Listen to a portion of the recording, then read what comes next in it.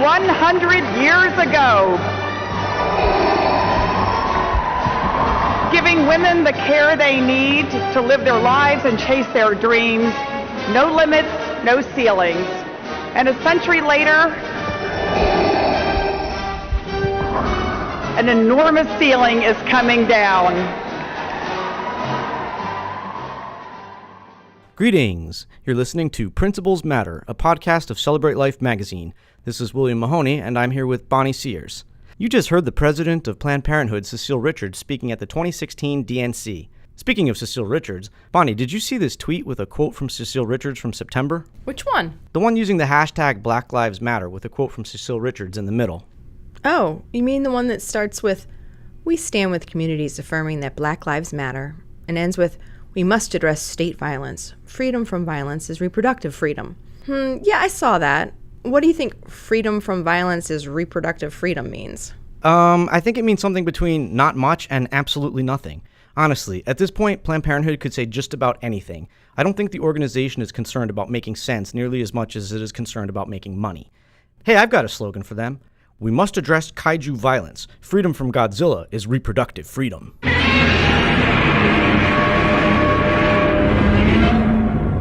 Overall, I think Planned Parenthood often jumps on popular social movements and tries to tie those movements to its own brand to stay relevant, and ultimately to market itself in order to keep the big bucks rolling in. What does the quote from Cecile Richards say? Oh, here, let me read it. "Everyone must own the responsibility we have as a nation to stand against the violence being done to Black people in America. There are no words adequate to express the outrage and grief. Stop killing Black people." Wow, that's just a weird statement for the president of Planned Parenthood to make. You know, on second thought, it's actually a hypocritical statement. Hypocritical? How so? Well, Walter Hoy of Issues for Life has a brief video called I Count the Tears in a Minute. I recommend watching it, and I'll leave a link in the description. Anyway, he points out that Black Americans account for 12 to 14% of the United States population, whereas the abortion of Black babies accounts for 28% of all abortions in the U.S.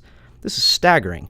Furthermore, he points out that the Black fertility rate in the 1850s was 7.9%. By 1950, it was 3.6%. By 1975, it was 2.3%, and today, it's 1.8%.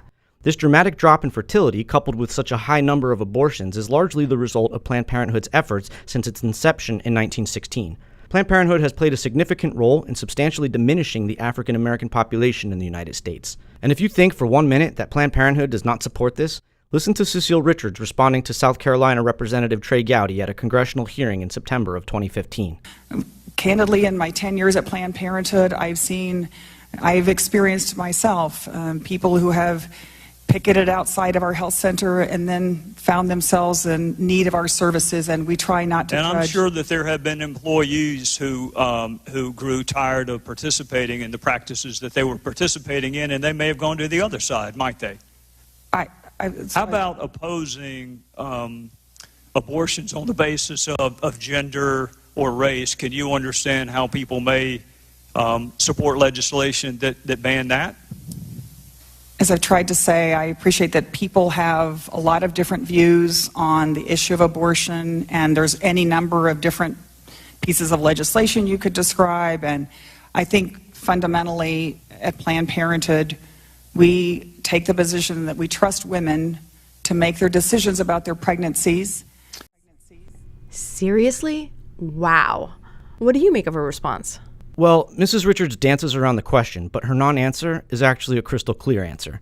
There's an adage in Latin that says, "Qui tacet consentire videtur ubi loqui debuit ac potuit," which means, who is silent is taken to agree when he ought to have spoken and was able to.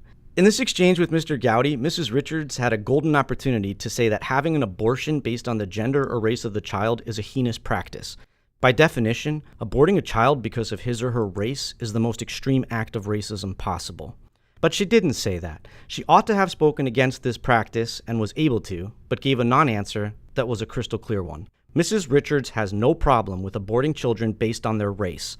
All this, "we trust women to make their decisions about their pregnancies" talk is just a reversion to Planned Parenthood's narrative, a constant attempt to make the organization sound like it's all about women and women choosing their own destinies. But in reality, by its actions, by what it says, and by what it doesn't say, Planned Parenthood is fine with participating in the most extreme racism possible, ending the lives of innocent children based on race.